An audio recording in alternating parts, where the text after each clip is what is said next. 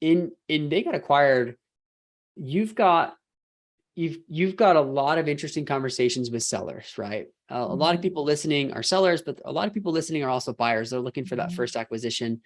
What do you see?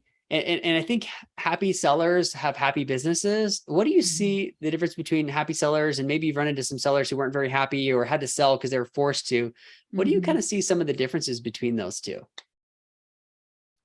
In the sellers themselves? Yeah, and the sellers themselves.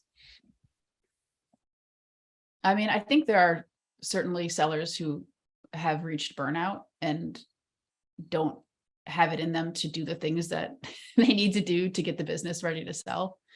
And it seems to me like a lot of people sell because they are burned out. The level of burnout is variable. And I always say to sellers, like, try to sell when you're like just hitting a little bit of burnout, not when you're like so far gone that you can't put the effort in to get through due diligence. One common thread I see is a lot of sellers say that due diligence took more effort than they expected. And in fact, they found it difficult to balance that period with continuing to run the business, like in case it didn't go through. Or obviously you got to continue to run the business anyways, but many people are surprised with the effort that's required there. Yeah, that's interesting. I think along those same lines, you have a seller who's sort of burnt out. They start going down this path. They see this exit and it's like 1 foot out the door, but they're still trying to run their business. Yes. I've almost seen it as like you're almost trying to run two businesses. One that you're running to keep and maintain it. And the other one is like, well, you're running this entirely separate business, which is to sell, right? Yes. So you're kind of running two businesses at once, super stressful. And I would wholeheartedly agree. If you've reached the level of burnout where you're just so burned out you can't function, it's too late. It's too late to sell because you're not going to want to go through that due diligence process.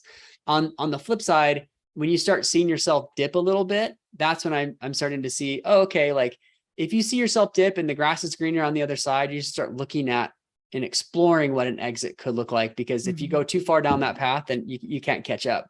Yeah. And how this kind of relates to buyers too, is you'll be able to see this in sellers and know how to work with them.